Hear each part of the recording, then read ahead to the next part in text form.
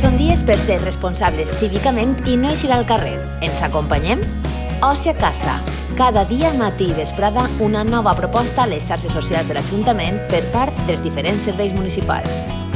Pots participar? Puja al teu perfil la teua proposta, etiqueta'ns i usa el hashtag #OciACasaPicassent. Compartim totes i tots este temps de quarantena. Fem poble. Tot anirà bé. Oci a casa, Ajuntament de Picassent.